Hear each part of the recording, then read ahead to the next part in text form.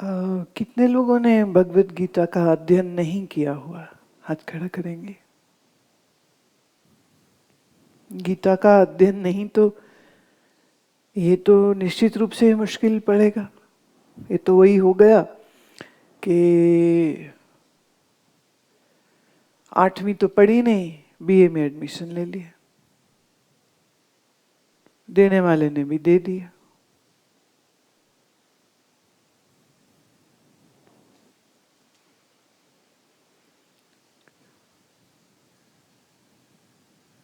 सत्य ये है कि अगर अच्छे से भगवत गीता का अध्ययन किया होता तो आत्मबोध जरा सा भी मुश्किल ना पड़ता, जरा सा भी कठिन ना पड़ता। और बीए की जब पढ़ाई चल रही हो तो फिर वापस 8वीं की पढ़ाई वो लेक्चरर नहीं कराएगा। जैसे हमने यहाँ देखिए आश्रम में जो मेरे शिष्य रहते हैं तो समय समय पर उनके लिए कुछ ना कुछ अलग से होता रहता है।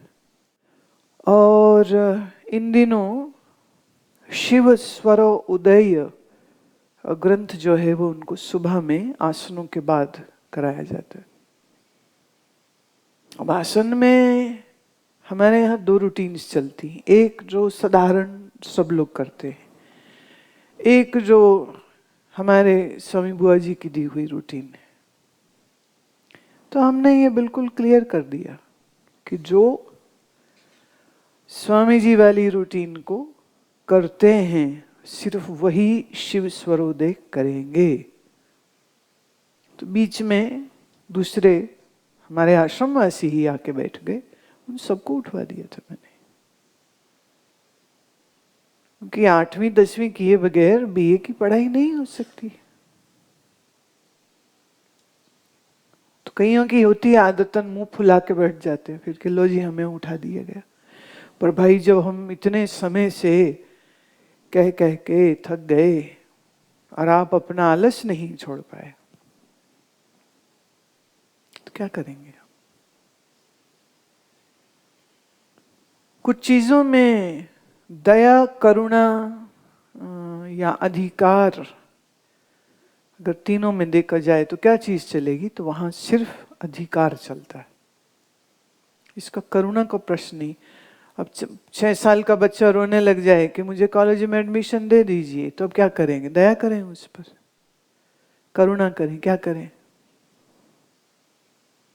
आप क्या करेंगे बोलो? उसका अधिकार नहीं बनता। क्योंकि आते ही मेरे को कुछ प्रश्न दिए गए, तो जब वो प्रश्न देखे तो मैं ये तो कुछ और कह रहे हैं, तो बिल्कुल नौसिखिए हैं जो आ गए हैं इसमें।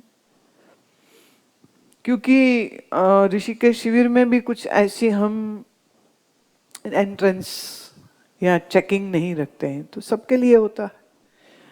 सो सबके लिए है तो इसलिए ये भी चल ही रहा है सबके लिए। पर उसमें अब समझ ना आए तो मेरा सुझाव ये है कि इस बार भगवत गीता ले लीजिएगा और उसको ठीक से पढ़िए, ठीक से समझिए। ऑल्दो चाहे मेरा ही बोला हुआ क्यों ना हो, जो चीज आमने सामने बैठ के समझी जा सकती है वो किताबों से नहीं समझी जा सकती। पर फिर भी वीडियो है तो थोड़ा सा आमने सामने का एक धोखा तो बन ही जाएगा ना, कि आप you are watching the video, so मैं दिख भी रही हूँ, आप सुन भी रहे हैं। पर क्या घर में आप उतने ही एकाग्र होके बैठ के सुन पाएंगे जैसे यहाँ बैठते हैं? प्रश्न आता है। क्या ऐसा ही वातावरण होगा वहां पर? तो ज्यादा मुश्किल हो गया ना। पर इन मुश्किलों का सामना तो देखिए अब करना ही पड़ेगा। हम क्या कर सकते हैं वो करें, और जो अभी हमसे हो नहीं रहा है उसके लिए मन के तल पर प्रार्थना करें। देह में आसक्त मन, इंद्रियों में आसक्त जो है उसके लिए तो योग का आसन करना भी मुश्किल है।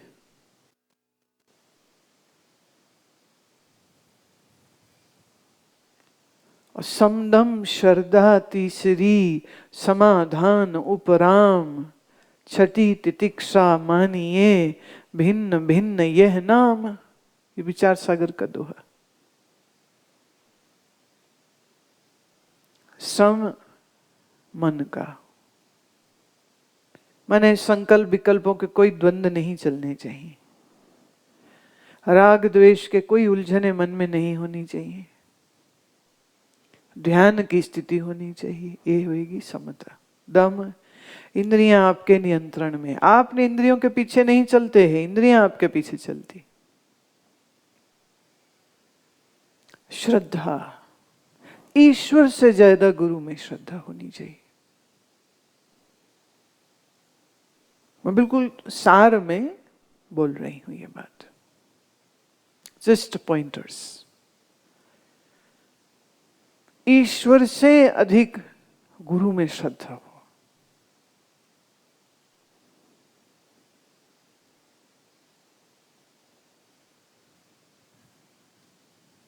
मैंने ऐसे समझो, जैसे कबीर बोलते हैं कि गोविंद भी है, मैंने कृष्ण भी है और गुरु भी है, कहाँ जाऊं? तो बोले मैं तो गुरु के जाऊंगा, मैं नहीं जाता, क्या करूं? ईश्वर से गुरु में अधिक धारे भक्ति सुजान, सुजान माने समझदार, तितिक्षा, सर्दी गर्मी, भूख प्यास, मान अपमान ये सहन कर सके, वो वेदांत ज्ञान का अधिकारी होता है। समाधान, मन में कोई संशय नहीं, विवेक अच्छा है और मन में कोई संशय नहीं है, जिसके उसे हम कहते हैं उसका चित्त समाधान की अवस्था में है।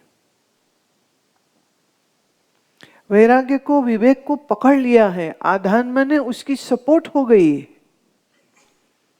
जरा जरा सी बात पे जो विक्षिप्त नहीं होता, जरा जरा सी बात पे जो चंचल नहीं होता, जरा जरा सी बात पे जो शिकायत नहीं करता। कभी कभी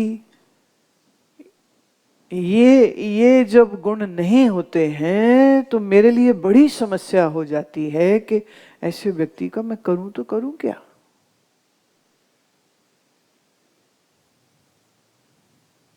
चाहे वो बाहर से आ रहे हो मिलने वाले, चाहे आश्रम में रहने वाले हो,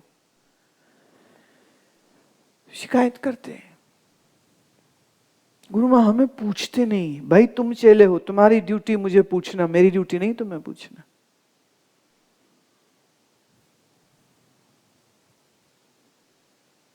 हमारा ख्याल नहीं रखते। I am not your Naini, I am not your nurse. How can you expect all these stupid things from me? माने जो संसार से वो अपेक्षाएं रखते हैं, वो उनका वो बिगड़ा हुआ मन गुरु से अपेक्षाएं करने लग जाता है। अजी हम तब आए थे, तब हमें अलग से मिलने को मिला, इस बार हमें मिले ही नहीं। तो जिसके अंदर अपेक्षाएं हैं, जिसके अंदर अपेक्षाएं हैं, एक्सपेक्टेशंस हैं, मने चित्त की तो अवस्था बड़ी खराब हुई। फिर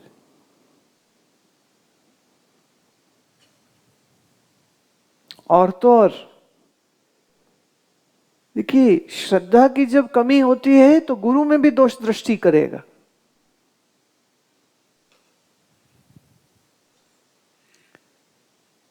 स्वामी बुआ जी का एक बड़ा favourite gesture of his hand it used to be, if somebody is doing nonsense in front of him, he would just do this. This means out.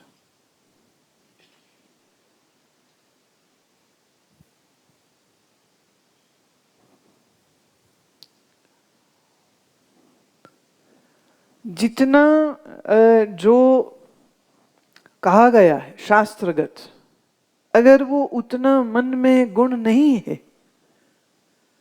तो सच बात तो ये है कि ऐसे व्यक्ति का कुछ हो नहीं सकता है। बिल्कुल नहीं हो सकता। जो आलस्य न छोड़े, जो बात बात में उदास हो जाए, जो बात बात में डिप्रेशन में चला जाए, मैं कह सकती हूँ वो मेरा शिष्य तो नहीं हो सकता। इसीलिए कई बार लोग बोलते हैं ना, हम आपको गुरु बनाना चाहते हैं। तुम नहीं मुझे गुरु बना, हम हैं गुरु, हम हैं। तुम अपने आप को शिष्य बनाने की चेष्टा करो। Are you a disciple? Can I call you a disciple?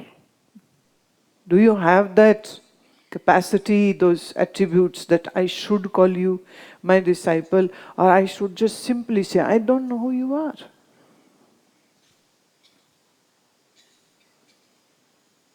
तो सम, दम, श्रद्धा, तितिक्षा, समाधान, उपराम। उपराम माने मन के अंदर न राग है न द्वेष है, दोनों ही नहीं है जिसके। किसी से नाराज भी नहीं है, किसी से प्यार भी नहीं है, किसी की उपेक्षा भी नहीं, किसी से अपेक्षा भी नहीं, दोनों नहीं है। एक है अपेक्षा, एक है उपेक्षा। आप जिसकी आज उपेक्षा कर रहे हैं, कल हो सकता है वहीं पर दृष्टि चली जाए, फिर नहीं आप तो कभी कोई अच्छा नहीं लगता, फिर अच्छा लगता है, और कभी कोई अच्छा लगता है और फिर नहीं लगता। तो अपेक्षा उपेक्षा चलती रहती है। मन है उसके अंदर ये ऊपर नीचे होता रहता है। उपरति हुए, मन में उपरति हुए, ना अपेक्षा ना उपेक्षा। क्या है? बोले समता में है। तो जो समता में है, ऐसे व्यक्ति के चित्त में किसी के लिए भी, परिवार का हो, बाहर का हो, दुनिया का हो, ना कोई बुरा ना कोई अच्छा, ना कोई लेना ना कोई देना। वो सबसे अपने आप को असंग रखता है।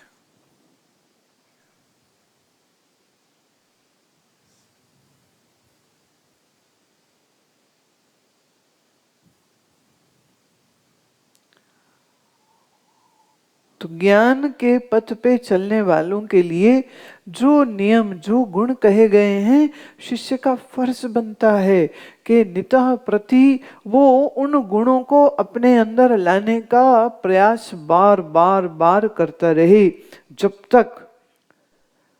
तक आत्मनिश्चय न हो जाए। जब तक आत्मनिश्चय न हो जाए, तब तक उसे देखना चाहिए कि क्या मेरे चित्त में वो गुण सब हैं या नहीं है। अब गीता में श्री कृष्ण ने 16वें अध्याय का दूसरा श्लोक, भगवान कहते हैं, अहिंसा सत्यम अक्रोधस्त्यागः शान्तिर्पैशुनम् दया भूतेषु लोलुप्त्वं मार्दवं हीरिचापलम् तेजः क्षमा धृतिः शौचम् अद्रोहो नातिमानिता भवन्ति सम्पदं दैवीम् अभिजातस्य भारत। दूसरा और तीसरा श्लोक एक साथ मैंने लिया। कैसा होना चाहिए? मन में अहिंसा, मन में और जीवन में सत्य का व्रती होना चाहिए। क्रोधस त्याग, क्रोध का त्याग करे। शांतिर पैशुणम, चित्त में हमेशा शांति उसके रहे। वाह वाह। अपैशुणम का अर्थ होता है किसी की चुगली नहीं करता। And you know it very well कि आपको सबसे प्यारा अगर कुछ है तो वो चुगली करना लगता है, जो नहीं है व्यक्ति उसके बारे में बात करना, और वो भी बुरी बात करना। अपैशुणम माने किसी की चुगली नहीं करता है। दया भूतेष्व लोलुप्त्वम अलोलुप्त्वम, सभी प्राणियों पर दया करता है। और अलोलुप्त्वम मतलब उसके मन में लालच नहीं आता है।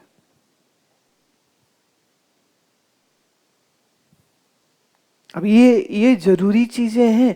एक साधक बनना है तो ये गुण होने चाहिए मन में। देखिए, कुत्ते को लालच आ जाए ना खाने की किसी वस्तु पर, तो उसके ऐसे ना राल राल लार टपकती है। पंजाबी में राल बोलते हैं, हिंदी में लार बोलते हैं। तो उसके ऐसे ना छूने लग जाएगा, सारे सारे लोगों को दिख जाएगा कि इसको बहुत जोर से लालच आ रहा है कि ये खाऊं मैं। पर जब आदमी के मन में या औरत के मन में लालच आता है तो उनके मुंह से लारें नहीं टपकती।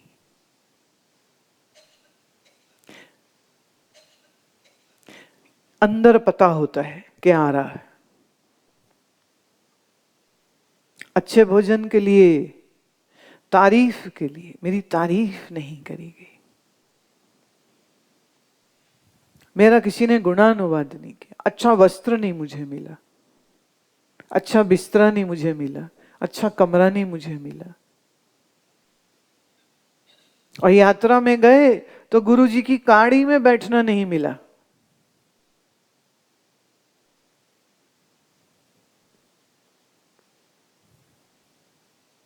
अब लालच सिर्फ पैसे का नहीं होता है, लालच ये भी होता है।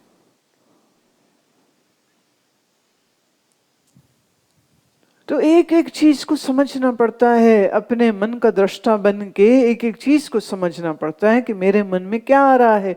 And seeing and observing your own mind and then trying to cut out all those things which are making greed rise in the mind.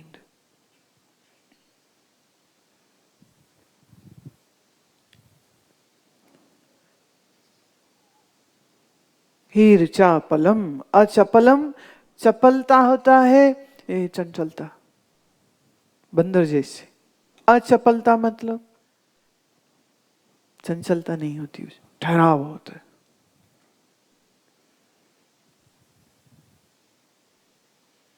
जो चंचल आदमी है उसकी दृष्टि भी चंचल होती है, कभी इधर देखे कभी इधर, कभी इधर देखे कभी इधर, कभी इधर देखे कभी इधर, कभी ये बोलेगा कभी वो, कभी ये बोलेगा कभी वो।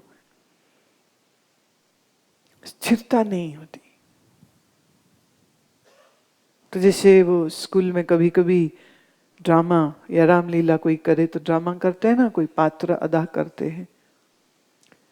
तो आप ऐसा सोचिए कि ये अगले 2-3 दिन आप एक अच्छे साधक होने की एक्टिंग करें। भले नहीं है पर फिर भी कोशिश करें कि हम सत्यव्रती रहें, हम दया में रहें, हम परोपकारी रहें, हम किसी की चुगली ना करें, हम सब पर दया करें, हम अपने मन को शांत रखें, हम क्रोध का त्याग करें, आदि आदि। ये सारे जो गुण हैं सात्विकता के, इन गुणों का आप पालन करने का नाटक भले कर लीजिए। तेज, अब ये करोगे तो तेज बढ़ेगा तुम्हारा। एक की शक्ल वो है जिसको देखते ही लगता है बेचारा चिंता का मारा हुआ। एक की शक्ल ऐसी होती कि देखते ही पता चलता है साधक है। क्यों? एक तेज आता है, तेज, क्षमा, धृति, क्षमाशील होए साधक। धृति माने जो सुनता है, एक तो दो तरह से धृति का अर्थ है। एक है जो सुनता है उसे धारण कर लेता है, और एक धृति का अर्थ है धीरज, धीरज होता है उसमें, कोई जल्दबाजी नहीं, धीरज है। शौचम, अद्रोह, शुचिता में रहता है। कपड़े ही गंदे, पैर ही गंदे, मुंह ही गंदा, नहाया ही नहीं, ये तो शरीर की गंदगी। जुबान गंदी और गंदा सोचता है तो मन गंदा। तो शौचम, शुचिता में रहे। आद्रोह, किसी से शत्रुता न रखे।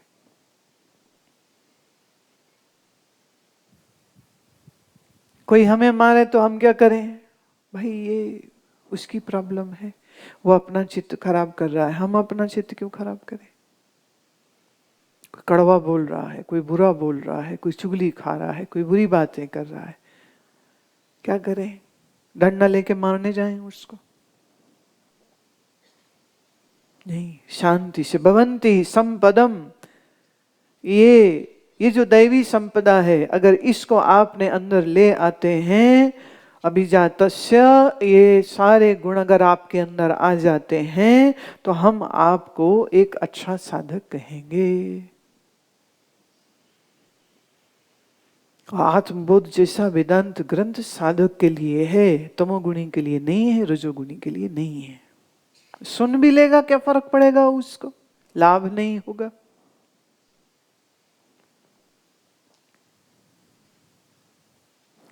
जैसे रेन हार्वेस्टिंग में हम एक गड्ढा खोदते हैं जमीन में, ताकि बारिश का सारा पानी उसमें चला जाए, छत में आए वो भी उसमें चला जाए, जमीन पे जो गिरे पानी वो भी उसमें चला जाए। अब हमने सारा पानी स्टोर कर लिया। अब इस पानी का उपयोग हम चाहे तो धरती को चार्ज करने के लिए डाल दें और नीचे पानी डाल दें पाइप से, तो वाटर टेबल ऊपर हो जाएगा। और चाहे तो हम पंप लगा के उसको गार्डनिंग में यूज कर लें, उससे हम टॉयलेट के सिस्टर्न में डाल दें, पीने का नहीं, माने सब जगह ऐसे इस्तेमाल हम उसको कर सकते। पर जिसने गड्ढा नहीं खोदा, टैंक नहीं बनाया, तो रेन वाटर हार्वेस्टिंग कैसे करेगा? गड्ढा होना चाहिए। अब गुरु तो ज्ञान की बारिश दे रहा है, आपका नॉलेज हार्वेस्टिंग टैंक है या नहीं? इस ज्ञान को जो समेट सके वो टैंक क्या आपके पास है या नहीं? अब नहीं है तो सुना और ना सुने में क्या फर्क? सिर्फ एक अभिमान होगा, जी हम तो सुन लिए, सब वेदांत सुना है हम, पर उससे निश्चय डेवलप नहीं होगा। तो आप अपने साथ इस बार अवश्यमेव, जिनने गीता नहीं पढ़ा है, हिंदी का, अंग्रेजी का, वीडियो से, ऑडियो से, जैसे भी, वो आप जरूर ले लीजिएगा। अब हम प्रवेश करते हैं अगले श्लोक में। ये 50वां श्लोक है, बढ़िया वाला श्लोक है। तीर्त्वा मोहा अर्णवम हत्वा राग द्वेषादिराक्षसान् योगी शांति समयुक्तः आत्मरामो विराजते। तीर्त्वा मोहा अर्णवम हत्वा। पहली बात, तीर्त्वा मोहा, मोह का, अज्ञान का एक सागर है जिसे पार करना है। तीर्त्वा मोहा, किसका? मोह का। मोह क्या है, उसको एक दूसरा एग्जाम्पल देते हैं। एक तो वो कह रहे हैं कि आपकी अविद्या, आपका अज्ञान सागर जैसा है, और दूसरा कह रहे हैं कि ये जो मोह है ये एक जंगल जैसे। जंगल में क्या होता है? राक्षसानाम, जंगल में क्या रहते? वह राक्षस रहते। तो मोह के, अज्ञान के जंगल में क्या रहता है? यहां भी राक्षस रहते। कौन से राक्षस? राग, द्वेष, मोह, ये राक्षस है। तो ये अज्ञान का सागर कहां? मन में। और ये जंगल कहां? मन में। और उसमें बड़े भयंकर भयंकर राक्षस है। राक्षस क्या करेंगे? दुख देंगे कि सुख देंगे? तो दुख देंगे। अच्छा, ये ऐसे राक्षस हैं जो मारेंगे पर तुम मरोगे भी नहीं, डराएंगे और तुम डरते रहोगे। कभी पैनिक अटैक देखा है किसी को होते हुए, या खुद को कभी हुआ हो? ये दिल तेज तेज धड़कता है, 160, 165, 170 बीट पर मिनट में चला जाता है। पूरे पूरे शरीर में जैसे आग लग गई हो, पसीना पसीना हो रहा है, सांस आ ही नहीं रही, सांस ही बंद हो गई है। अब वो ये भी हो सकता है जैसे कोई बड़ी ऊंचाई पे ले गया और उसने कहा नीचे देखो, और आपको देखना पड़ा और हालत खराब हो गई। या किसी जैसे पानी से कईयों को भय होता है, ऐसा पानी में कोई तुम्हें जबरदस्ती ले जाना चाह रहा है तो उसकी बड़ी हालत खराब हो जाती।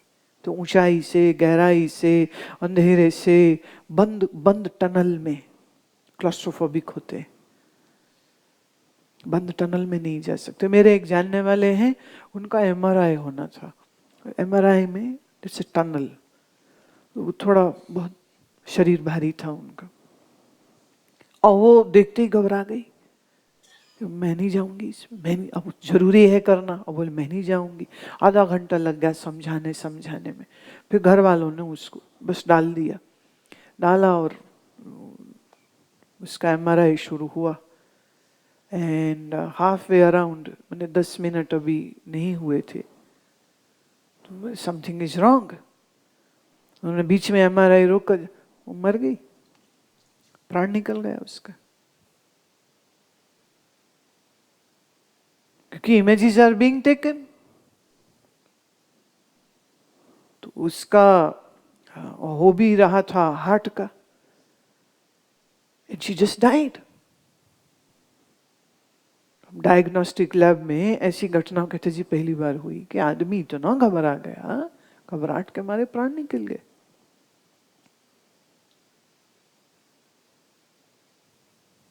अब ये घबराहट का राक्षस कहीं बाहर से आया है कोई, या उसके मन में ही था? डर आया तो कहीं बाहर से आया है तो उसके मन में ही था। तो डर जल्दी समझ लग जाती, डर का राक्षस है मन में, ये जल्दी समझ लग जाती। पर मोह भी एक राक्षस है, ये जल्दी समझ नहीं लगती। मोह तो हम पालते हैं, पुत्र से प्यारा पोता। पुत्र तो कभी कभी लगता है पिता को कि शायद मैं इसे ठीक से समझा नहीं पाया, सिखा नहीं पाया ठीक से अपने हिसाब से, क्योंकि जवान होके उसने मेरी सुननी बंद कर दी। तो वो अपनी सेकंड एफर्ट अपने पोते पे लगाता है, फिर इसे मैं ठीक समझाऊंगा। उठते बैठते पोता याद आता है, उठते बैठते सोते में पोता याद आता है, बाहर जाए पोता याद आता है, इतना याद आता है। फोटो रखता है पर्स में उसकी, फोन में उसकी, सबको दिखाता रहे मेरा पोता है, मेरा पोता है।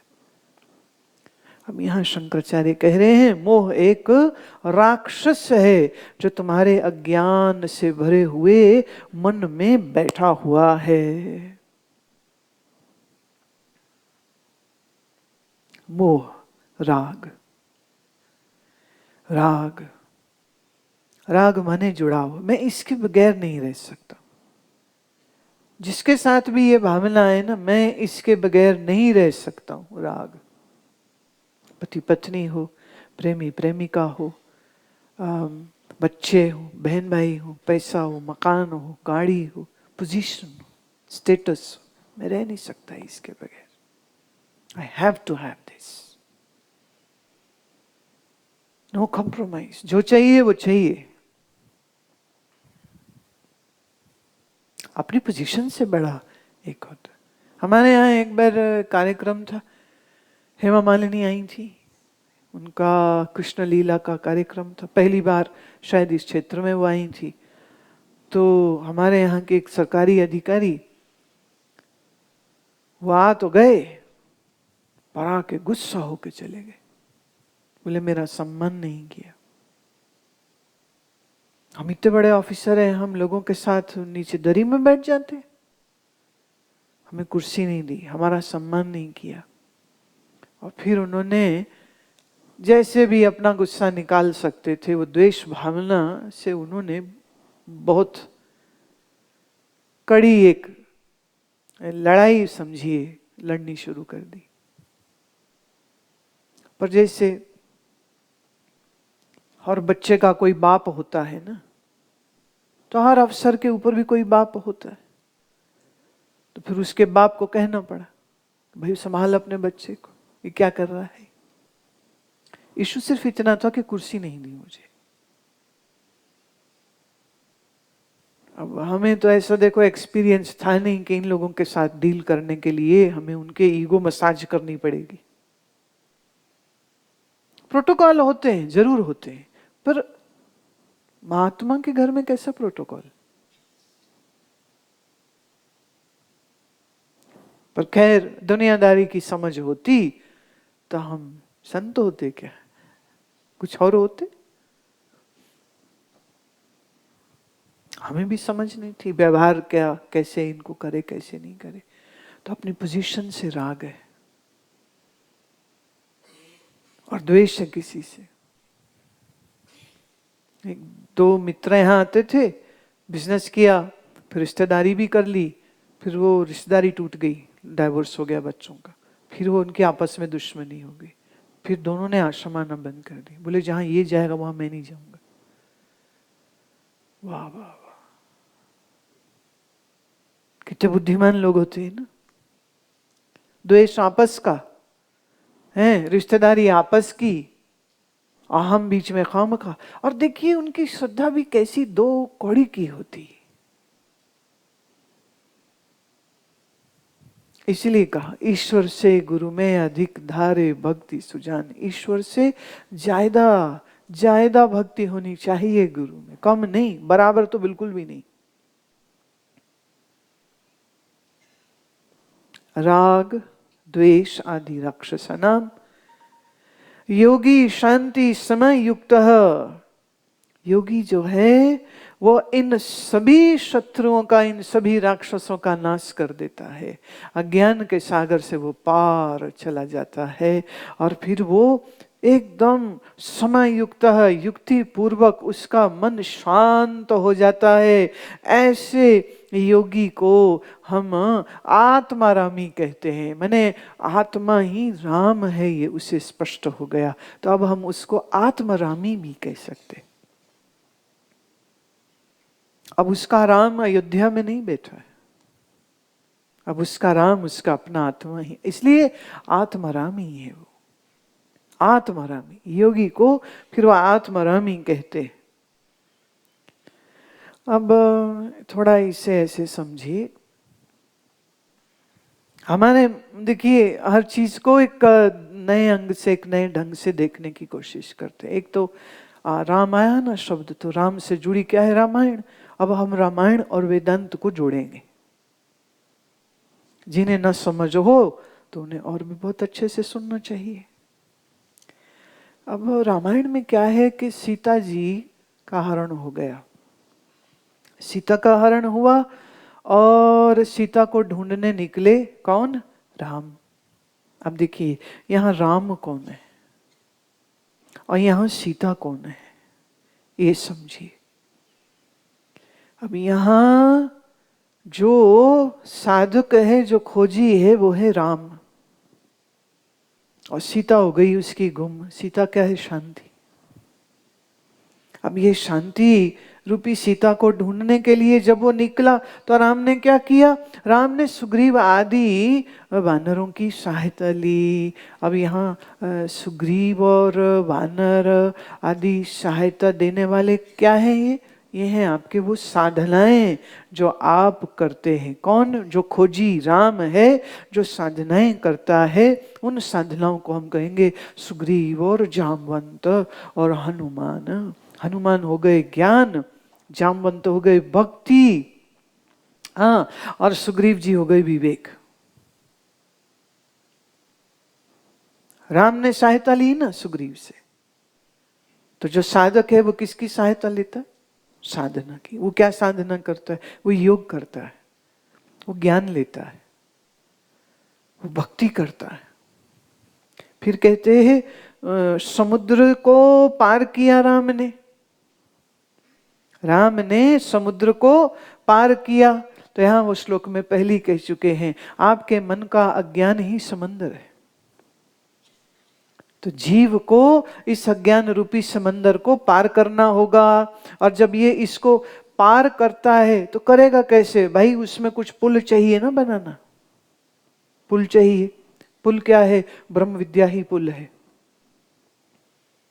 ब्रह्म विद्या के पुल पर ये खोजी राम अपनी सीता को ढूंढने के लिए लंका में प्रविष्ट करता है। लंका क्या है? आपका अज्ञान, आपकी अविद्या ही लंका है। और रावण क्या है? तुम्हारा अहंकार ही रावण है। अब रावण को मारे बगैर सीता नहीं मिलेगी। तो जीव को अपना अहंकार मारे बगैर शांति रूपी सीता नहीं मिलेगी।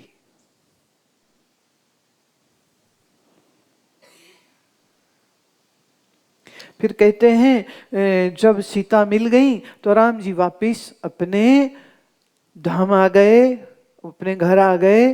और उनका घर कहाँ है? अयोध्या में। अयोध्या, जहां कोई युद्ध नहीं। अयोध्या, जहां कोई द्वंद्व नहीं है। अयोध्या, जहां कोई कॉन्फ्रंटेशन नहीं, कोई लड़ाई नहीं है। तो वो अयोध्या क्या हुई? वो आपका हृदय ही अयोध्या है।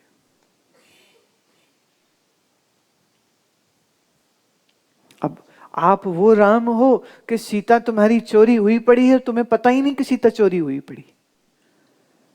आप वो राम हो जो सीता को ढूंढने का प्रयास भी नहीं कर रहे हो। आप वो राम हो जो सुग्रीवादी हनुमान की सहायता नहीं ले रहे हो। आप वो राम हो जो अज्ञान रूपी समंदर पर ब्रह्म विद्या का पुल भी नहीं बांध रहे हो। और आप वो राम हो जो राक्षसों को मार नहीं रहे हो, बल्कि ये तो वो राम है जो रावण की ओर पुष्टि करता है और अभिमान बढ़ाते हो। रावण से युद्ध करना था, रावण की पुष्टि करते हो। मेरे पास इतना रुपया है, मेरे पास इतना घर है, मेरे इतने रिश्तेदार हैं, मुझे इतनी दुनिया जानती है, मैं इतना सक्षम हूं। रावण और बड़ा हो रहा है।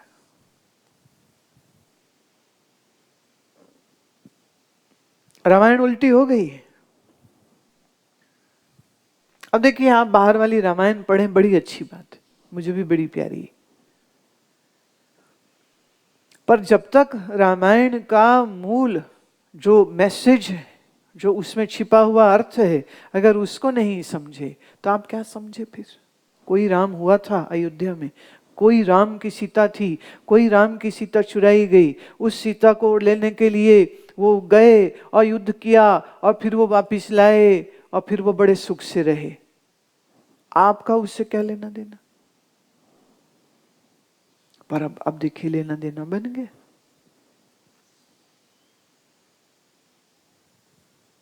अभी तुम्हारे मन में युद्ध है कि अयुद्ध है? अभी तो युद्ध है। अभी मन के इस वन में कितने राक्षस हैं? अब रामायण में किस किस राक्षस का जिक्र किया है आपको मालूम ही होना चाहिए। कि अब ये भी कहोगे कि रामायण भी नहीं पढ़ी, जैसे गीता नहीं पढ़ी।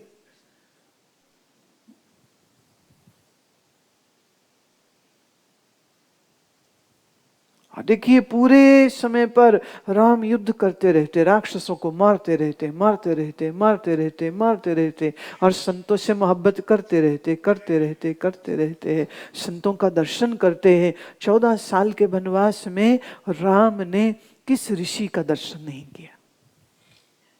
किस ऋषि का दर्शन नहीं किया? 14 साल वनवासी रह के उन्होंने क्या किया? उन्होंने साधना ही तो की है।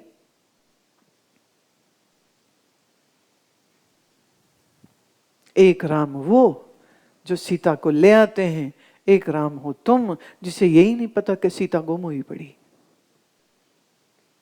तो जागो राम जागो, तुम ही राम हो ये पहचानो, तुम ही राम हो। ढूंढो अपनी सीता को जो खो गई है। वो राम ना बनो जो रावण की पूजा कर रहा है, तुम वो राम बनो जो रावण की हत्या करता है, जो रावण को मारता है। और रावण को तो मारना ही पड़ेगा।